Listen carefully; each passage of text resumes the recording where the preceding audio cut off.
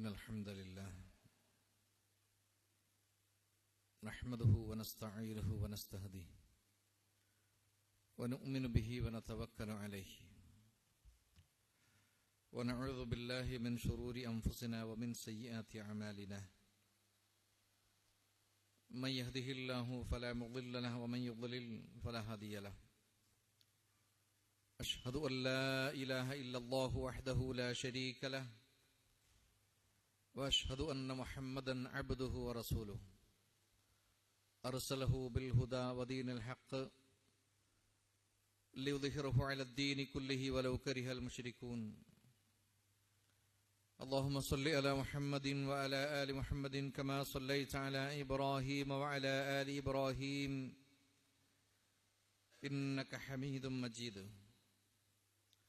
اللهم بارك على محمد وعلى آل محمد كما باركت على إبراهيم وعلى آل إبراهيم إنك حميد مجيد أعوذ بالله من الشيطان الرجيم يا أيها الذين آمنوا اتقوا الله حق تقاته ولا تموتن إلا وأنتم مسلمون يا أيها الناس اتقوا ربكم الذي خلقكم من نفس واحدة وخلق منها زوجها وبث منهما رجالا كثيرا ونساء واتقوا الله الذي تساءلون به والأرحام إن الله كان عليكم رقيبا يا أيها الذين آمنوا اتقوا الله وقولوا قولا سديدا يصلح لكم أعمالكم ويغفر لكم ذنوبكم ومن يطع الله ورسوله فقد فاز فوزا عظيما أما بعد فإن أصدق الحديث كتاب الله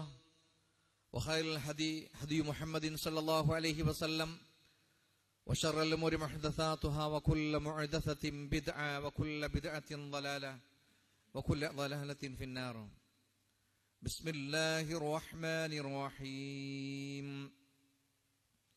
إنا نحن نحيي الموتى ونكتب ما قدموا وآثارهم وكل شيء أحصيناه في إمام مبين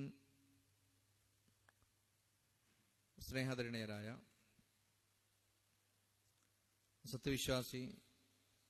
വിശ്വാസിനികളെ, പ്രപഞ്ച സൃഷ്ടാവും പരിപാലകനുമായ ഏകനായ റബ്ബിന്റെ ആജ്ഞകളും നിർദ്ദേശങ്ങളും കഴിവിന്റെ പരമാവധി ജീവിതത്തിന്റെ എല്ലാ സന്ദർഭങ്ങളിലും യഥാവിധി സൂക്ഷിച്ചും പാലിച്ചും അല്ലാഹുവിനെ ഏറെ ഭയപ്പെട്ട് തഖ്വയോടുകൂടെ ജീവിക്കാൻ വേണ്ടി കഠിനമായ പരിശ്രമം നടത്തണമേ എന്ന് സ്വന്തത്തെ മറക്കാതെ ഓരോരുത്തരെയും ഗൗരവത്തോടുകൂടെ ഓർമ്മപ്പെടുത്തുകയാണ്, വസിയത്ത് ചെയ്യുകയാണ്. മനുഷ്യരെ സംബന്ധിച്ചിടത്തോളം അവന്റെ കർമ്മഭൂമി എന്ന് പറയുന്നത് ഈ ദുനിയാവാണ്. വിശ്വാസിയെ സംബന്ധിച്ചിടത്തോളം അവൻ ഉറച്ചു വിശ്വസിക്കുന്ന അവന്റെ യഥാർത്ഥ ജീവിതം ആരംഭിക്കുന്നത് മരണത്തിനു ശേഷമാണ് എന്നതുകൊണ്ട് തന്നെ ആ ജീവിതത്തിന് വേണ്ടി വിജയിക്കാൻ ആവശ്യമായിട്ടുള്ള കർമ്മങ്ങൾ അനുഷ്ഠിക്കേണ്ടത് ഏറ്റവും ചുരുങ്ങിയ ഈ ദുനിയാവിലെ ആയുസ്സിനിടയിലാണ് എന്ന കാര്യവും നമുക്കൊക്കെ അറിയാം. മരണത്തോടുകൂടെ പ്രവർത്തിക്കുവാനുള്ള ചാൻസ് നഷ്ടപ്പെടുകയാണ്.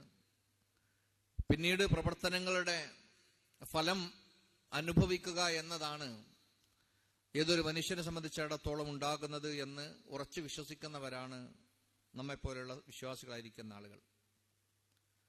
എന്ന പ്രവാചകൻ സല്ലല്ലാഹു അലൈഹി വസല്ലം തങ്ങൾ അല്ലാഹു സുബ്ഹാനഹു വ തആലയുടെ വലിയ കാരുണ്യത്തോടുകൂടെ ഈ ഉമ്മത്തിന് റബ്ബ് കനിഞ്ഞരുളിയിരിക്കുന്ന വലിയ ഫളല് എന്ന് പറയുന്നത് മരണത്തിനു ശേഷവും അവൻ ഉദ്ദേശിക്കുകയാണെങ്കിൽ ഒരുപാട് ഉപകാരം ലഭിക്കാൻ കഴിയുന്ന മാർഗങ്ങളുണ്ട്. ദുനിയാവിൽ അതിന് മുന്നൊരുക്കം നടത്തണം എന്ന് മാത്രമാണ് എന്നാൽ ആമുഖമായി ഞാൻ നിങ്ങളെ ഓതിക്കേൾപ്പിച്ച പരിശുദ്ധ ഖുർആന്റെ വചനം ഒരുപക്ഷെ മിക്ക ആളുകൾക്കും പരിചയമുള്ളതായിരിക്കാം. സൂറത്തു യാസീന്റെ വചനമാണ്. അല്ലാഹു സുബ്ഹാനഹു വ തആല പറയാണ്, ഇന്നാ നഹ്നു നുഹ്യിൽ മൗത, തീർച്ചയായും നാം മരിച്ചവർക്ക് വേണ്ടി അല്ലെങ്കിൽ ജീവിച്ചിരിക്കുന്ന ആളുകളുടെയും എല്ലാത്തിന്റെയും കാര്യങ്ങൾ നക്തുബു നാം അത് എഴുതി വെക്കുന്നുണ്ട്. മഖദ്ദമു അവർ മുൻകൂട്ടി ചെയ്തിരിക്കുന്ന പരലോകത്തിന് വേണ്ടി അല്ലെങ്കിൽ ദുനിയാവിൽ ചെയ്ത പ്രവർത്തനങ്ങളൊക്കെ നാം അത് എഴുതി വെക്കുന്നുണ്ട് എന്ന് പറഞ്ഞതിന് ശേഷം അള്ളാഹ് പറയാണ് വആസാറഹും, അതുപോലെ തന്നെ വനക്തുബു ആസാറഹും, അവരുടെ പ്രവർത്തനത്തിന്റെ തിക്തഫലങ്ങളും അതിനെ തുടർച്ച എന്നോണവും നാം എഴുതി വെക്കുന്നുണ്ട് എന്നാണ്. അനന്തര ഫലങ്ങൾ കൂടെ നാം രേഖപ്പെടുത്തി വെക്കുന്നുണ്ട്. മഹാന്മാരായിരിക്കുന്ന മുഫസ്സിരീങ്ങൾ വിശദീകരിക്കുന്നത്, ദുനിയാവിൽ വെച്ച് ചെയ്ത ചില കർമ്മങ്ങളുടെ അനന്തര ഫലങ്ങൾ മരണത്തിനു ശേഷവും അവന്റെ നന്മയായി റബ്ബ് സുബ്ഹാനഹു വ തആല എഴുതി വെക്കുന്നുണ്ട് എന്നാണ്. കുല്ല ശൈഇൻ അഹ്സൈനാഹു ഫീ ഇമാമിൻ മുബീൻ, വ്യക്തമായിരിക്കുന്ന ഒരു രേഖയിൽ ഇവയെല്ലാം തന്നെ രേഖപ്പെടുത്തി വെച്ചിട്ടുണ്ട് എന്ന് കൂടെ റബ്ബ് സുബ്ഹാനഹു വ തആല പറയാണ്.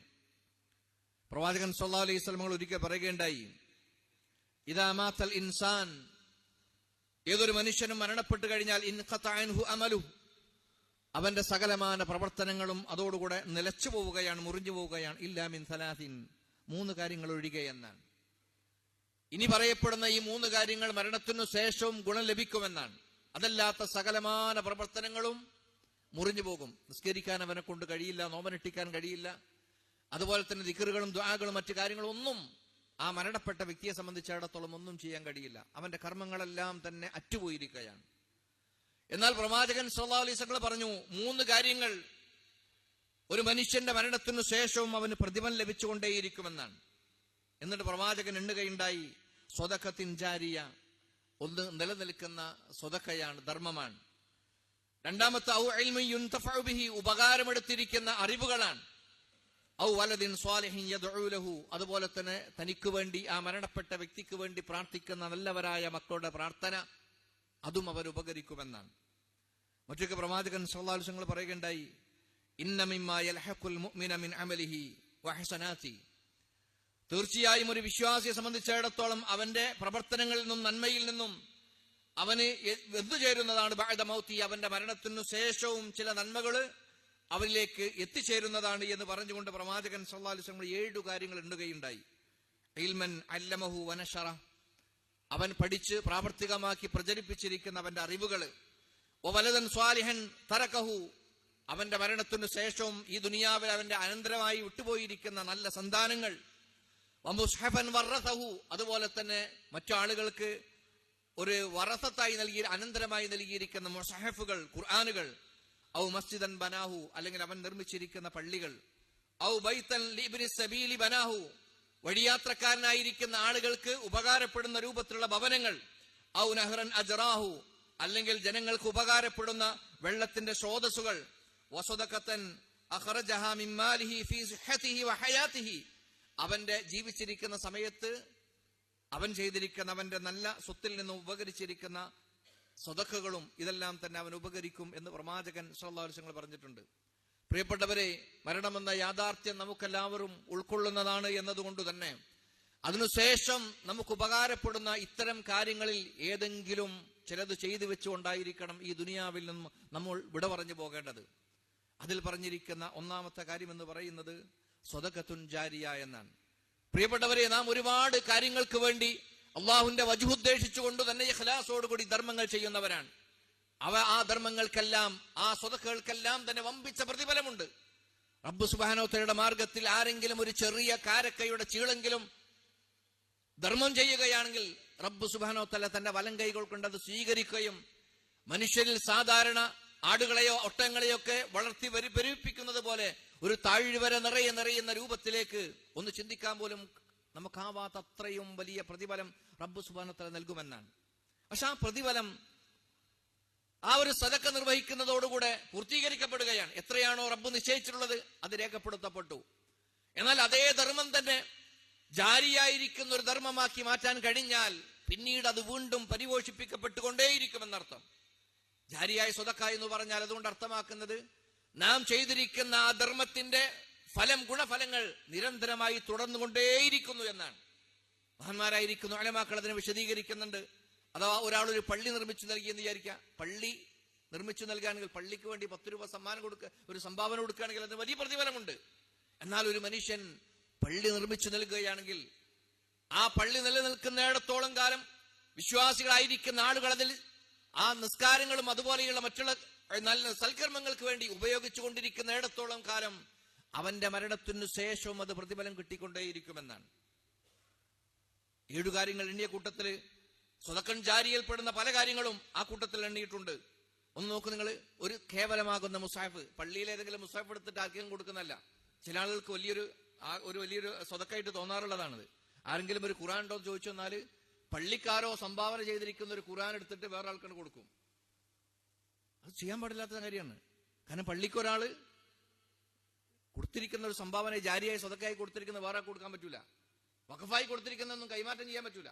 ഓക്കെ, ഇവിടെ പറയുന്നത് നമ്മൾ സമ്പാദിച്ച സമ്പാദ്യത്തിൽ നിന്ന് നാം വാങ്ങി ഏതെങ്കിലും ഒരാൾക്ക് ഒരു ഖുർആൻ കൊടുക്കുകയാണെങ്കിൽ, അല്ലെങ്കിൽ പള്ളിയിലേക്ക് വേണ്ടി ഒരു ഖുർആൻ കൊടുക്കുകയാണെങ്കിൽ, നമ്മുടെ മരണത്തിനു ശേഷം ആ പരിശുദ്ധ ഖുർആൻ എടുത്തുകൊണ്ട് ഉപകാരത്തോടുകൂടെ അത് ഖിറാഅത്ത് നടത്തുന്ന കാലമത്രയും നമുക്ക് അതിന്റെ പ്രതിഫലം കിട്ടുമെന്നാണ്. നിസ്സാരമായി കരുതപ്പെടുന്ന ഒരു കാര്യമല്ല ഇത്.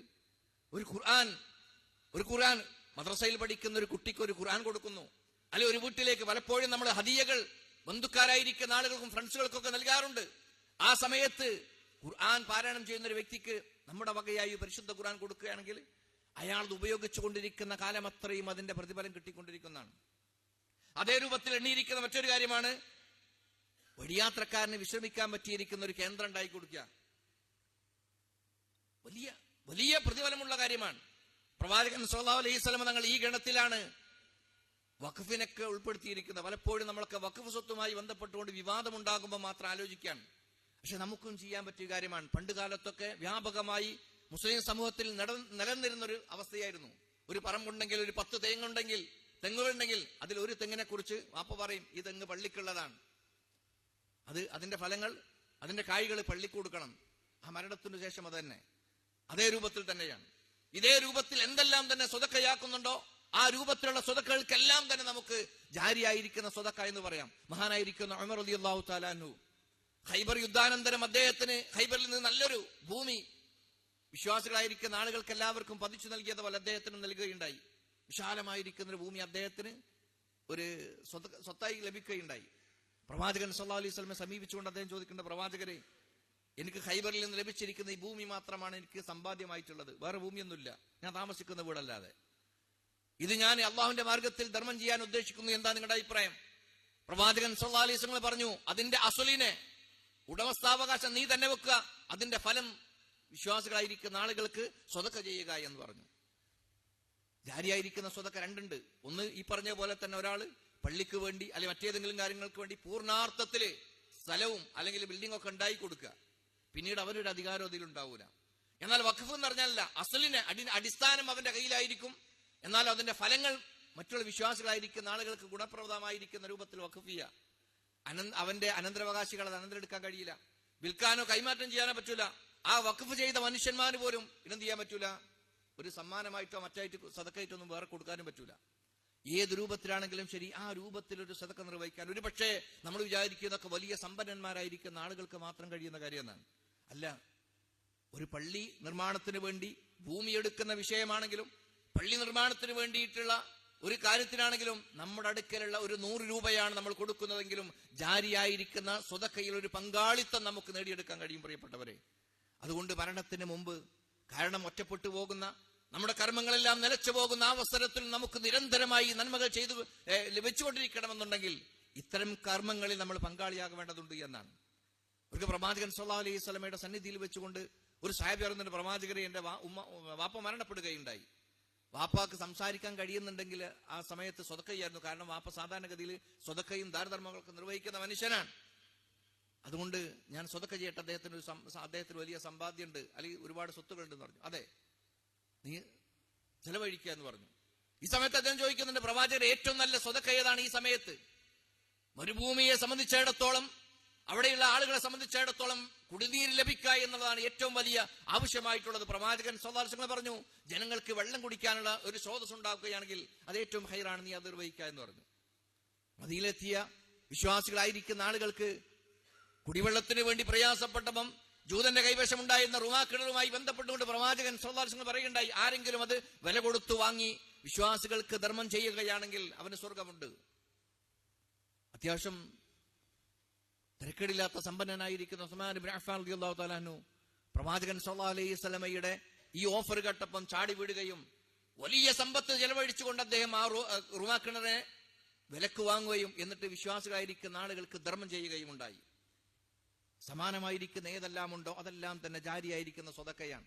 കേവലം പള്ളിക്കും മദ്രസക്കും മുസാഫും മാത്രമല്ല, വിശ്വാസികളായിരിക്കുന്ന ആളുകൾക്ക് ഉപകാരമെടുക്കുന്ന, ഉപകാരം നിലനിൽക്കുന്ന രൂപത്തിൽ ഒരു സാധുവായിരിക്കുന്ന ഒരു മനുഷ്യന് വീട് വെച്ചു കൊടുത്തു വിചാരിക്കുക.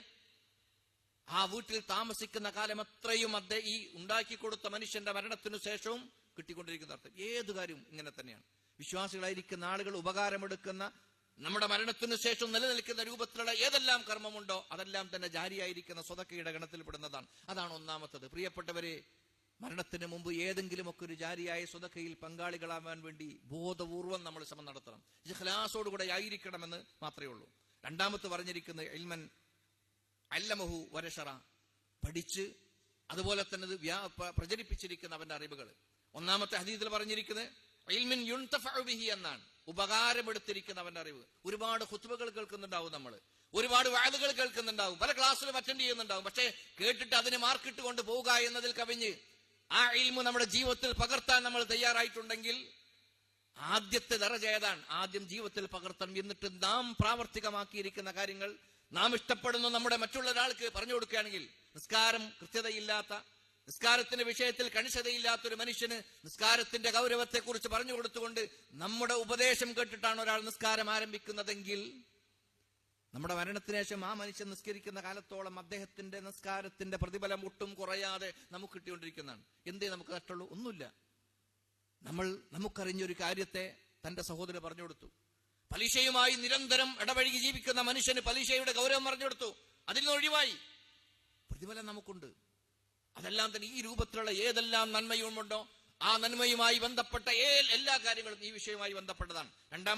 രണ്ടാമത്തെ ഹദീസിൽ പറഞ്ഞിരിക്കുന്ന ഇൽമൻ അല്ലമഹു വനശറ എന്ന് പറഞ്ഞിരിക്കുന്നത്, നാം മനസ്സിലാക്കിയിരിക്കുന്ന ഒരു അറിവ് വേറൊരാൾക്ക് പകർന്നു നൽകുന്നു. അതൊരു പക്ഷേ ഗ്രന്ഥങ്ങളിലായിട്ടായിരിക്കാം, ഉപദേശങ്ങളായിട്ടായിരിക്കാം, അല്ലെങ്കിൽ മറ്റേതെങ്കിലും രൂപത്തിലായിരിക്കാം.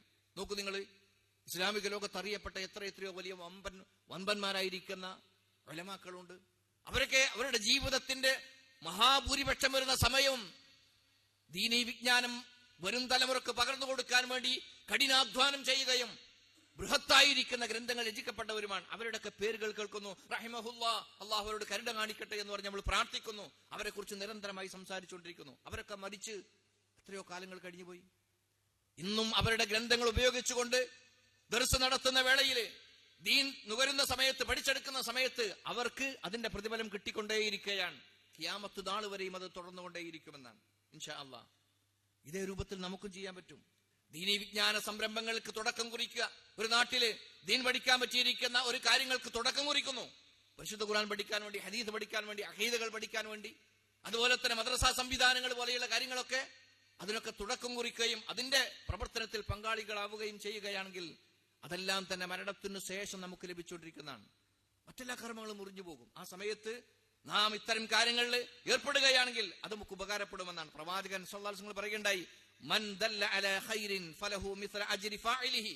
ആരെങ്കിലും ഒരു ഖൈർ ഒരു മനുഷ്യൻ അറിയിച്ചു കൊടുത്താൽ അത് ചെയ്തവന്റെ പ്രതിഫലത്തിന് ഒട്ടും കുറയാതെ അതേ രൂപത്തിലുള്ള പ്രതിഫലം അവന് കിട്ടിക്കൊണ്ടിരിക്കുമെന്നാണ്. മറ്റൊരു ഹദീസിൽ പറഞ്ഞിരിക്കുന്നത്, മൻ ദഅ ഇലൽ ഹുദ, സന്മാർഗത്തിലേക്ക് ആരെങ്കിലും മറ്റൊരാളെ ക്ഷണിക്കുകയാണെങ്കിൽ, കാന ലഹു മിനൽ അജ്രി മിസ്ല ഉജൂരി മൻ തബിഅഹു ലാ യൻഖുസു ദാലിക മിൻ ഉജൂരിഹിം ഷൈഅ. അവൻ ക്ഷണിച്ച ആ ക്ഷണം സ്വീകരിച്ചുകൊണ്ട് ഒരു മനുഷ്യൻ ഹിദായത്തിന്റെ വഴിയിലേക്ക് വന്നു കഴിഞ്ഞാൽ അയാൾ ചെയ്യുന്ന കർമ്മങ്ങൾ, അയാളുടെ പ്രതിഫലം ഒട്ടും കുറയുന്നില്ല, സമാനമായിരിക്കുന്ന രൂപത്തിലേക്ക് അത് അറിയിച്ചു കൊടുത്തതിന് കിട്ടിക്കൊണ്ടിരിക്കുന്നതാണ്. പ്രിയപ്പെട്ടവരെ, ഞാനും നിങ്ങളും നിസ്കരിക്കുമ്പോൾ നമുക്ക് ഇരട്ടി പ്രതിഫലം അല്ലെങ്കിൽ ഒരുപാട് പ്രതിഫലം ലഭിക്കണം എന്നുണ്ടെങ്കിൽ നിസ്കരിക്കാത്ത ഒരു മനുഷ്യനെ നിസ്കാരത്തെ കുറിച്ച് അറിയിച്ചു കൊടുത്ത്, നിസ്കാരം പഠിപ്പിച്ചു കൊടുത്ത്, വുദൂഎടുക്കൽ പഠിപ്പിച്ചു കൊടുത്ത് അതിലൂടെ അവൻ ഇസ്ലാമിൽ ഈ രൂപത്തിലൊക്കെ കർമ്മങ്ങൾ ചെയ്യാൻ തുടങ്ങിയിട്ടുണ്ടെങ്കിൽ അതിന്റെ പ്രതിഫലമൊക്കെ നമുക്ക് കിട്ടിക്കൊണ്ടിരിക്കുമെന്നാണ്. അതാണ് പറഞ്ഞിരിക്കുന്നത്. മറ്റൊന്ന് പറഞ്ഞിരിക്കുന്നത്, വലദുൻ സ്വാലിഹുൻ യദ്ഉ ലഹു, തങ്ങൾക്ക് വേണ്ടി പ്രാർത്ഥിക്കുന്ന നല്ല മക്കൾ എന്നാണ്. ഒരുപക്ഷെ പ്രിയപ്പെട്ടവരെ, ഞാനും നിങ്ങളുമൊക്കെ നമ്മുടെ മാതാപിതാക്കളോ ഉപ്പാപ്പമാരോ ഉമ്മാമ്മമാരോ മരണപ്പെട്ടു കഴിഞ്ഞാൽ ആത്മാർത്ഥമായും കരഞ്ഞുകൊണ്ടൊരു പക്ഷേ നാം അവർക്ക് വേണ്ടി പ്രാർത്ഥിക്കും. പക്ഷേ ആ പ്രാർത്ഥന അവർക്ക് ലഭിക്കുമോ? അവിടെ നമ്മൾ ആലോചിക്കേണ്ടതുണ്ട്. മക്കളുടെ പ്രാർത്ഥന എന്നല്ല പ്രവാചകൻ സല്ലല്ലാഹു അലൈഹി വസല്ലം പറഞ്ഞിരിക്കുന്നത്.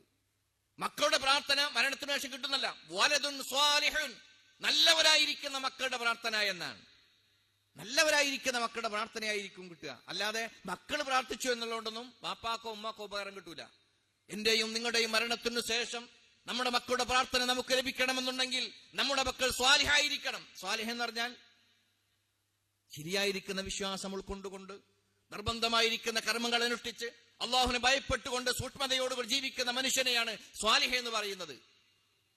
അത്തരം മക്കൾ നമുക്കുണ്ടാകണം, എങ്കിലേ നമുക്ക് ഉപകാരപ്പെടുള്ളൂ. ഒരുപാട് മക്കളുണ്ടാകാം, ഒരുപക്ഷെ സാമ്പത്തികമായി ഉയർന്ന ദർജയിൽ നിൽക്കുന്നവരായിരിക്കാം, എന്താവശ്യമുണ്ടെങ്കിലും നിറവേറ്റി തരാൻ പറ്റിയ രൂപത്തിലുള്ള മക്കളുണ്ടാകാം. പക്ഷേ വാപ്പയുടെ മയ്യത്തിന്റെ ബാക്കിൽ നിന്നുകൊണ്ട് ആത്മാർത്ഥമായും അല്ലാഹുമ്മ അഗ്ഫിർ ലഹു വറഹ്മുഹു എന്ന് പറഞ്ഞുകൊണ്ട് പ്രാർത്ഥിക്കാൻ പറ്റിയ പ്രാർത്ഥന അറിയാവുന്ന മക്കൾ പോലുമില്ല.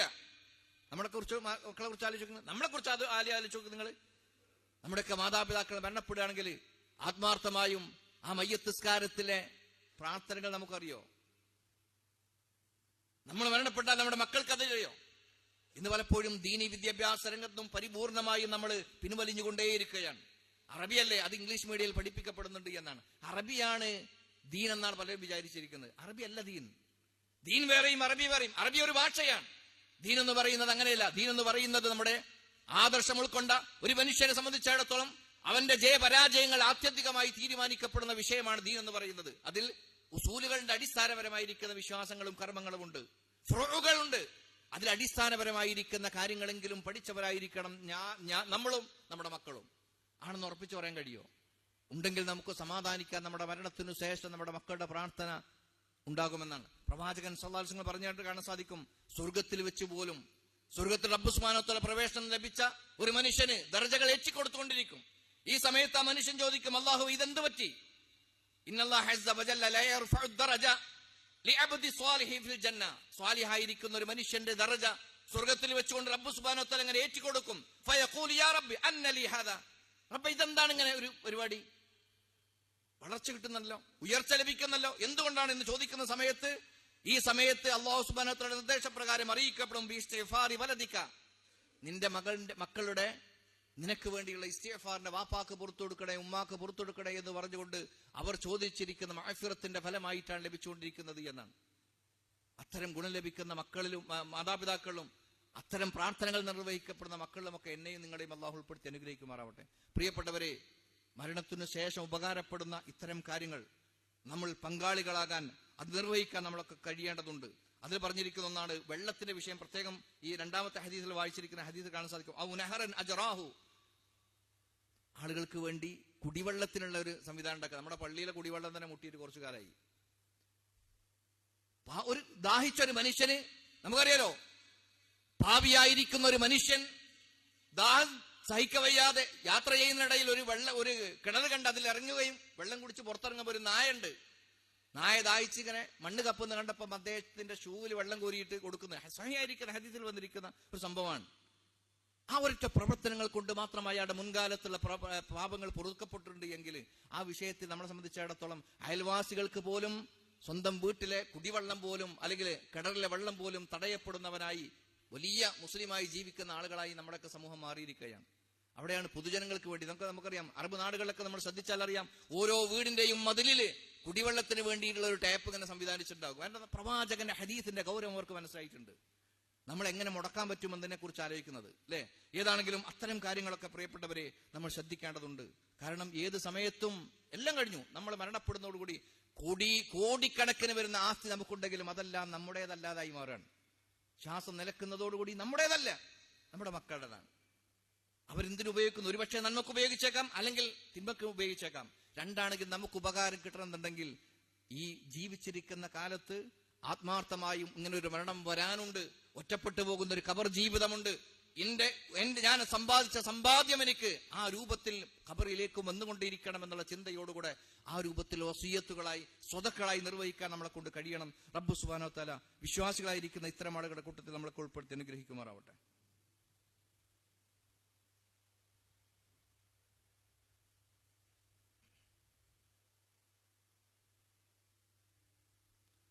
അൽഹംദുലില്ലാഹ് അല്ലദീ ഹദാനാ ലിഹാദാ വമാ കുന്നാ ലിനഹ്തദിയ ലൗലാ അൻ ഹദാനല്ലാഹ്. നുസല്ലി വനുസല്ലിമു അലാ ഖാതമിൽ അംബിയാഇ വൽ മുർസലീൻ വഅലാ ആലിഹി വമൻ തബിഅഹും ബിഇഹ്സാൻ ഇലാ യൗമിദ്ദീൻ. ഇത്തഖുല്ലാഹ്. അള്ളാഹുവിനെ സൂക്ഷിച്ച് ജീവിക്കണമെന്ന് ഒരിക്കൽ കൂടി ഓർമ്മപ്പെടുത്തുകയാണ്, വസിയത്ത് ചെയ്യുക. പ്രിയപ്പെട്ടവരെ, സൂചിപ്പിച്ചു വന്ന കാര്യം വളരെ വ്യക്തമാണ് എന്ന് ഞാൻ മനസ്സിലാക്കുന്നു. കാര്യങ്ങൾ നിങ്ങൾക്കും ബോധ്യമായിട്ടുണ്ടാകുമെന്ന് വിചാരിക്കട്ടെ. അഥവാ മരണത്തിനു ശേഷം ഒരു മനുഷ്യനെ സംബന്ധിച്ചിടത്തോളം ഒന്നും പരലോകത്തിനു വേണ്ടി അധ്വാനിക്കാൻ കഴിയാത്ത നിസ്സഹായമായിരിക്കുന്ന ഒരവസ്ഥയായിരിക്കും ഏതൊരു മനുഷ്യനുണ്ടാവുക. അവിടങ്ങളിൽ നമുക്ക് വീണ്ടും ഉപകാരം ലഭിക്കാൻ പറ്റുന്ന ഒരുപാട് അവസരങ്ങളുണ്ട് എന്ന് പ്രവാചകൻ സല്ലല്ലാഹു അലൈഹി വസല്ലം പഠിപ്പിച്ചിട്ടുണ്ട്. അതിൽപ്പെട്ട ഏറ്റവും പ്രധാനപ്പെട്ടിരിക്കുന്ന ഒരു സാഹചര്യമാണ് സ്വതക്കത്തുൻ ജാരിയ, നിലനിൽക്കുന്ന ഒരു സ്വതക്ക നിർവഹിക്കുക എന്നുള്ളത്. ജീവിതത്തിൽ കരുതി കൂട്ടി തന്നെ പ്രിയപ്പെട്ടവരെ, ഇതുവരെ നമ്മൾ പങ്കാളികളായിട്ടില്ലെങ്കിൽ ഒരുപാട് ആളുകൾ നമ്മൾ സഹായിച്ചിട്ടുണ്ടാവും. രോഗിക്ക് വേണ്ടി നമ്മൾ സമ്പത്ത് കൊടുത്തിട്ടുണ്ടാവും. പാവപ്പെട്ട മനുഷ്യന്മാർക്ക് അവരുടെ പട്ടിണി മാറ്റാനും ദുരിതങ്ങൾ തീർക്കാനും ഒക്കെ വേണ്ടി നമ്മൾ സമ്പത്ത് ചെലവഴിച്ചിട്ടുണ്ടാവും. അതിനൊക്കെ വമ്പിച്ച പ്രതിഫലമുണ്ട്. നമ്മൾ കണക്കൂട്ടുന്നതിനേക്കാളും വലിയ പ്രതിഫലമുണ്ട്. എന്നാൽ ഈ പറയപ്പെട്ടതുപോലെ നമ്മുടെ മരണത്തിനു ശേഷവും ഗുണമെടുക്കാൻ പറ്റുന്ന രൂപത്തിലുള്ള പള്ളിയെപ്പോലെ, മദ്രസയെപ്പോലെ, അതുപോലെ തന്നെ മറ്റുള്ള രൂപത്തിലുള്ള ഒരാൾക്ക് വീട് വെച്ചു കൊടുക്കുന്നത് പോലെയുള്ള കാര്യങ്ങൾ, എന്തിനേറെ പ്രവാചകൻ സല്ലല്ലാഹു അലൈഹി വസല്ലം പറഞ്ഞു, ഒരു മരം നടുകയാണെങ്കിൽ, ചില ഹദീസിലുള്ളതാണ്, ഒരു മരം നടുന്നു, നമ്മൾ നടുന്ന സമയത്തൊക്കെ അത് കായ്ക്കണമെങ്കിൽ എത്ര കാലം കഴിയണമെന്ന് വിചാരിക്കുക നമ്മൾ. എന്നാൽ അത് പിൽക്കാലം എനിക്ക് ശേഷം വരുന്ന ആളുകൾക്ക് തണൽ കൊള്ളാൻ, ഫല ഉപയോഗപ്പെടുത്താൻ വേണ്ടിയിട്ടൊക്കെ കഴിയുമെന്ന ഒരു ചിന്തയോടുകൂടി ഒരു മരം നട്ടാൽ പോലും അത് ജാരിയായ സ്വതക്കയുടെ കേന്ദ്രങ്ങളിലേക്കൊക്കെ പറ്റും. സഹോദരങ്ങൾ, ഈ രൂപത്തിൽ ഏതെങ്കിലും ഒരു കാര്യങ്ങൾ, പ്രത്യേകിച്ച് പള്ളിയുമായി ബന്ധപ്പെട്ടാണ്, ഏറ്റവും നന്മക്ക് വേണ്ടി മാത്രം ഉപയോഗപ്പെടുത്തുന്ന ഒരു കാര്യമാണല്ലോ സാധാരണഗതിയിൽ പള്ളികൾ എന്ന് പറഞ്ഞാൽ. ആ പള്ളി നിർമ്മാണവുമായി ബന്ധപ്പെട്ടതൊക്കെ നമ്മൾ അന്വേഷിക്കണം. നമ്മുടെ മുന്നിലേക്ക് എത്തുമ്പം ഒരു മനസ്സില്ലാ മനസ്സോടെ നൽകുന്നതല്ല ജാരിയായ സ്വതക്ക എന്ന് പറഞ്ഞാൽ. ഒന്ന് രണ്ട് കാര്യങ്ങൾ ആ വിഷയത്തിൽ ശ്രദ്ധിക്കണം. കൊടുത്തു എന്നുള്ളത് കൊണ്ട് കിട്ടിക്കൊള്ളണമെന്നൊന്നുമില്ല. ഒരാള് സ്വന്തം ചെലവിൽ മാത്രം ഒരു പള്ളിക്ക് വേണ്ടി സ്ഥലമെടുത്തതും അയാളുടെ പണമാണ്, പള്ളി ഉണ്ടാക്കിയതും അയാളുടെ പണമാണ്, അത് അദ്ദേഹത്തിന്റെ ജീവനക്കാരായിരിക്കുന്ന ആളുകളെ തീറ്റിപ്പോറ്റുന്നതും ഒക്കെ അയാളുടെ പണമാണ്. അതുകൊണ്ട് പരലോകത്തൊന്നും കിട്ടിക്കൊള്ളണമെന്നില്ല. നേരെ മറിച്ച് ശരിയായിരിക്കുന്ന ഇഖ്ലാസ് ഉണ്ടായിരിക്കണം. ഈ നൽകുന്ന വ്യക്തിയല്ലോ, നേരത്തെ പറഞ്ഞ 3 കാര്യങ്ങൾ പറഞ്ഞിട്ടുണ്ട്. ഈ 3 കാര്യങ്ങളും ഉപകാരപ്പെടും അറിഞ്ഞിരിക്കുന്നത് എല്ലാ ആളുകൾക്കല്ല. ആദ്യം അയാൾ അതിന് അർഹരായിരിക്കണം. മരണപ്പെടുന്ന വ്യക്തി ഈമാനുള്ളവനായിരിക്കണം. ജീവിച്ചിരിക്കുന്ന കാലത്ത് നിർബന്ധമായിരിക്കുന്ന കർമ്മങ്ങൾ നിർവഹിക്കുന്നവരായിരിക്കണം. അതോടൊപ്പം തന്നെ ചെയ്ത ഇത്തരം സ്വതക്കകളും ദാനധർമ്മങ്ങളും മറ്റു കാര്യങ്ങളൊക്കെ ഇഖ്ലാസോടുകൂടെ ചെയ്യും വേണം. ആളെ കാണിക്കാൻ വേണ്ടിയിട്ടാണെങ്കിൽ, ആളാകാൻ വേണ്ടിയിട്ടാണെങ്കിൽ, ആളുകളുടെ വല്ലതും പറയുന്നത് കേൾക്കാൻ വേണ്ടിയിട്ടൊക്കെ ആണെങ്കിൽ അത് അതോടുകൂടെ തീർന്നു പോയി. അതുകൊണ്ട് ഇഖ്ലാസോടുകൂടെ ആയിരിക്കണം എന്ന കാര്യം നമ്മൾ ശ്രദ്ധിക്കുക. വലതും സ്വാലിൻ യദഉ ലഹു എന്ന് പറഞ്ഞല്ലോ, മകൻ മാത്രം സ്വാലിയായാൽ പോരാ. ഒരുപക്ഷെ മക്കൾ നല്ലവരായിരിക്കും. ഇബ്രാഹിം നബി അലൈഹി സ്വലാത്തു വസ്സലാം നോക്കൂ നിങ്ങൾ, വാപ്പാക്ക് വേണ്ടി ഇസ്തിഗ്ഫാറിനെ ചോദിച്ചിട്ടുണ്ട്, പിന്നെ അദ്ദേഹം തിരുത്തിയെങ്കിലും വാപ്പാക്ക് പുറത്തു കൊടുക്കണേന്ന് അള്ളാഹിനോട് ചോദിച്ചിട്ടുണ്ട്. മകൻ സ്വാലിഹാണ്, പക്ഷെ വാപ്പ നന്നായില്ല. വാപ്പയും നന്നാവണം, മോനും നന്നാവണം എന്ന് പറഞ്ഞാൽ ദീനുള്ളവരായിരിക്കണം 2 കൂട്ടരെന്നാണ്. ഇതേ രൂപത്തിൽ ഈ പറയപ്പെട്ട എല്ലാ കാര്യങ്ങളും നമ്മുടെ മരണത്തിനു ശേഷം നമുക്ക് ഉപകാരം കിട്ടണമെന്നുണ്ടെങ്കിൽ തീർച്ചയായും ആദ്യം നമ്മളുടെ വിശ്വാസം നന്നാക്കി ജീവിച്ചിരിക്കുന്ന കാലത്ത് നന്മയുമായി സഹകരിച്ച് നിർബന്ധ വിഷയങ്ങളിൽ ഒരൽപ്പം പോലും വിട്ടുവീഴ്ച കാണിക്കാതെ ജീവിച്ചവരാണെങ്കിൽ മാത്രം ഇത്തരം കാര്യങ്ങൾ ഉണ്ടാവുള്ളൂ. അക്കൂട്ടത്തിൽ തന്നെ പ്രവാചകൻ സല്ലല്ലാഹു അലൈഹി വസല്ലം പറഞ്ഞിരിക്കുന്ന പ്രധാനപ്പെട്ട കാര്യമാണ് സ്വതക്ക കൊടുക്കുക എന്നുള്ളത്. വാപ്പ മരിച്ചാൽ വാപ്പാക്ക് വേണ്ടി സ്വതക്ക ചെയ്താൽ അള്ളാഹിന്റെ അടുക്കൽ സ്വീകരിക്കപ്പെടുമോ, പ്രതിഫലം വാപ്പാക്ക് കിട്ടുമെന്നാണ്. ഹദീസ് വെച്ച് നോക്കുകയാണെങ്കിൽ കിട്ടും തന്നെയാണ്. പക്ഷെ ഈ വാപ്പ ജീവിച്ചിരിക്കുന്ന കാലത്ത് ഒരു 10 രൂപ പോലും പള്ളി കൊടുക്കാത്ത, സാധുവിന് നൽകാത്ത വാപ്പയാണെങ്കിൽ അതുകൊണ്ട് ഒരു കാര്യമില്ല, കിട്ടൂല. അതാണ് പ്രവാചകൻ സല്ലല്ലാഹു അലൈഹി വസല്ലം അടുക്കൽ വന്നുകൊണ്ട് മറ്റൊരു സഹാബി പറയുന്നുണ്ട്, പ്രവാചകരെ, എന്റെ ഉമ്മ മരണപ്പെടുകയുണ്ടായി, പക്ഷെ പെട്ടെന്നായി പോയി മരണം. ഞാൻ മനസ്സിലാക്കുന്നു അത് സംസാരിക്കാനുള്ള ഒരു ചാൻസ് ഉണ്ടായിരുന്നെങ്കിൽ സ്വതക്ക ചെയ്യാൻ വേണ്ടിയിട്ട് അവർ പറയുമായിരുന്നു, സ്വതക്ക ചെയ്തോട്ടെ. പ്രവാചകൻ പറഞ്ഞു ചെയ്തോ, പ്രതിഫലം അവർക്ക് കിട്ടും. ആ ചോദ്യത്തിൽ നോക്കൂ നിങ്ങൾ, സ്വതക്ക ചെയ്യുമായിരുന്നു, സംസാരിക്കുമായിരുന്നെങ്കിൽ അതിന് വസിയത്ത് ചെയ്യുമായിരുന്നു എന്നൊക്കെ പറയുന്നുണ്ട്. അല്ലാത്ത ആളുകൾ കിട്ടൂല എന്നുണ്ടോ? ഇല്ല. മുഅ്മിനായിരിക്കുന്ന വ്യക്തിയാണെങ്കിൽ ഹദീസ് വെച്ച് നോക്കുകയാണെങ്കിൽ മരണപ്പെട്ട ആളുകൾക്ക് വേണ്ടിയിട്ട് സദുദ്ദേശത്തോടുകൂടെ നിർവഹിക്കപ്പെടുന്ന സ്വതക്കൾ സ്വീകരിക്കപ്പെടുമെന്ന് കാണാൻ കഴിയും. അതുപോലെ തന്നെ മരണപ്പെട്ട വ്യക്തിക്ക് ഹജ്ജോ, അതുപോലെ തന്നെ ഉംറയോ, അതുപോലെ തന്നെ നോമ്പുകളൊക്കെ അവർക്കുണ്ടെങ്കിൽ, ചിലത് നേർച്ചയാക്കിയിട്ടുണ്ടാവും, നിയത്ത് വെച്ചതുണ്ടാവും, അല്ലെങ്കിൽ അതിനു മുമ്പ് മരണപ്പെട്ടവരുണ്ടാവും. അങ്ങനത്തെ ഉണ്ടെങ്കിൽ അത് നിറവേറ്റാൻ പറ്റുമോ? പ്രവാചകൻ പറഞ്ഞു നിറവേറ്റാം, പ്രതിഫലം അവർക്ക് കിട്ടും എന്ന് പറഞ്ഞിട്ടുണ്ട്. അപ്പൊ അങ്ങനെ ഹദീസിൽ വന്നിരിക്കുന്ന ഇത്തരം കാര്യങ്ങളൊക്കെ നമുക്ക് നിർവഹിക്കാവുന്നതാണ്. നിർവഹിക്കുമ്പോഴും ഏറ്റവും അടിസ്ഥാനപരമായ കാര്യം നമ്മൾ മറക്കാതിരിക്കുക, ഈമാനുള്ളവനായിരിക്കണം, ഇഖ്ലാസോടുകൂടെ പ്രവർത്തിച്ചവനായിരിക്കണം, ജീവിച്ചിരിക്കുന്ന കാലത്ത് സൽക്കർമ്മമായിട്ട് മുന്നോട്ട് പോയവനായിരിക്കണം. അങ്ങനെയുള്ള ആളുകൾക്ക് മാത്രമേ ഗുണം ചെയ്യുകയുള്ളൂ എന്നാണ്. പ്രിയപ്പെട്ടവർ, അതുകൊണ്ട് നമ്മുടെ മരണത്തിനു വേണ്ടി നമ്മൾ ഒരുങ്ങുക. ഒരു മംഗലത്തിനു വേണ്ടി നമ്മൾ വീടും അതുപോലെ തന്നെ നമ്മളുമൊക്കെ സജ്ജമാകുന്നതിനേക്കാളും ഉഷാറായിട്ട് നമ്മുടെ മരണത്തിനു വേണ്ടി നമ്മളൊന്ന് ഒരുങ്ങുക. കുട്ടികളോടും കുടുംബത്തോടുമൊക്കെ നമ്മൾ വസീയത്തുകൾ നിരന്തരമായി കൊടുക്കുക. എന്റെ മരണത്തിനു ശേഷം എന്തായിരിക്കണം എന്നതിനെ കുറിച്ച്. അതുപോലെ തന്നെ നമ്മുടെ മക്കളെ, പ്രത്യേകിച്ച് വരും തലമുറയിൽ നമുക്ക് വലിയൊരു പ്രതീക്ഷയൊന്നുമില്ല. ശരിയായ രൂപത്തിൽ ഇസ്ലാമിക തർബിയത്ത് നൽകാത്തവരെ സംബന്ധിച്ചിടത്തോളം ഒരു ഗുണം അവർക്ക് കിട്ടാൻ പോകുന്നില്ല. ദുനിയാവിൽ പോലും ഗുണം ലഭിക്കാനുള്ള സാഹചര്യങ്ങൾ വളരെ കുറവാണ് ഇനിയുള്ള കാലത്തൊക്കെ. പാശ്ചാത്യരെ പോലെ തന്നെ അവനവന്റെ ജീവിതമാർഗവുമായിട്ട്, ആ ജീവിതവുമായിട്ടായിരിക്കും ഇനിയുള്ള സമൂഹമൊക്കെ കടന്നു പോകുക. അവിടങ്ങളിൽ തകരാതിരിക്കാൻ, പരാജയപ്പെടാതിരിക്കാൻ, അതുപോലെ തന്നെ ദുഃഖം നമ്മെ പിടികൂടാതിരിക്കാൻ വേണ്ടി ഇസ്ലാമിക തർബിയത്തുകൾ നൽകുക. അത് കേവലം മദ്രസയിൽ പറഞ്ഞയച്ചതുകൊണ്ട് മാത്രമായില്ല. 5-6 വർഷത്തിൽ മദ്രസയിൽ പറഞ്ഞയച്ചു, ഏതും അലിഫും ബാവും ചേർത്ത് വായിക്കാൻ അറിയാമെന്നുകൊണ്ട് ദീനീ പഠനവും തർബിയത്തും തീർന്നു എന്ന് മനസ്സിലാക്കണ്ട. നാം ദീനീ സംരംഭങ്ങളുമായി ഇടപെടുക, ദീനിനെ പഠിക്കാൻ പറ്റിയിരിക്കുന്ന സദസ്സുകൾ നമ്മൾ വരിക, നമ്മോടൊപ്പം തന്നെ എന്ത് ചെയ്യുക, നമ്മുടെ മക്കളെയും കൊണ്ടുവരിക. ദീനിനെ കുറിച്ചുള്ള അടിസ്ഥാനപരമായിരിക്കുന്ന അറിവില്ലാത്തൊരു മകനായി, ഒരു മകളായി നമ്മുടെ മക്കൾ മാറാൻ പാടില്ല. ബേസിക് ആയിട്ടുള്ള അറിവുകളെങ്കിലും അവർക്ക് കിട്ടിയിരിക്കണമെന്നാണ്. അതിനുള്ള സാഹചര്യം ഒരുക്കുക. ആത്മാർത്ഥമായും റബ്ബിനോട് പ്രാർത്ഥിക്കുക. പ്രത്യേകിച്ച് മരണപ്പെട്ട ആളുകൾക്ക് കിട്ടാവുന്ന ഏറ്റവും വലുത് എന്ന് പറയുന്നത്, മുഅ്മിനായി മരണപ്പെട്ടവനാണെങ്കിൽ അവൻ ആവശ്യക്കാരനായിട്ടുള്ളതും അവർക്ക് ഗുണം കിട്ടുന്ന കാര്യം ഒന്നാമതായി ഉലമാക്കൾ എണ്ണിയിരിക്കുന്നത് പ്രാർത്ഥനയും ഇസ്തിഗ്ഫാറുമാണ് എന്നാണ്. നമ്മുടെ പ്രാർത്ഥന, നമ്മുടെ ബന്ധുവാകട്ടെ അല്ലാത്തവരാകട്ടെ, അവർക്ക് വേണ്ടി പ്രാർത്ഥിക്കണം. നമുക്കറിയാലോ, ഈ തൊട്ടടുത്ത ആഴ്ചകളിൽ നമ്മുടെ പള്ളിയുമായി ബന്ധപ്പെട്ടുകൊണ്ടുള്ള 2 ആളുകളാണ് മരണപ്പെട്ടത്. നമ്മുടെ ഒന്ന് പള്ളിയുടെ അയൽവാസിയായിരിക്കുന്ന ആസിഫ് അമീൻ എന്ന് പറയുന്ന ആള് മരണപ്പെടുകയുണ്ടായി. അതുപോലെ തന്നെ ഹനീഫ്ക പോലെയുള്ള ആളുകളൊക്കെ മരണപ്പെടുകയുണ്ടായി. ഇന്നല്ലെങ്കിൽ നാളെ നമ്മുടെയൊക്കെ ചാൻസ് ഇങ്ങനെ വരികയാണ്. ഇവരൊക്കെ അവരുടെ ചാൻസ് ആയ സമയത്ത് ഇങ്ങനെ പോവുകയാണ്. ഇവർക്കൊക്കെ വേണ്ടി നമ്മൾ പ്രാർത്ഥിക്കണം. നമുക്ക് വേണ്ടി പ്രാർത്ഥിക്കാൻ പറ്റുന്ന ഒരു സമൂഹത്തെ നമ്മൾ വിട്ടേച്ചു പോകും വേണം. അല്ലാഹു സുബ്ഹാനഹു വ തആല അവരുടെ പാപങ്ങളൊക്കെ അല്ലാഹു പുറത്തു കൊടുക്കുമാറാവട്ടെ. അവരുടെ നന്മകളൊക്കെ, വീഴ്ചകളെല്ലാം തന്നെ പരിഹരിച്ചുകൊണ്ട് അവരിൽ നിന്ന് അല്ലാഹു സ്വീകരിക്കുമാറാവട്ടെ. നമ്മിൽ നിന്ന് മരണപ്പെട്ട്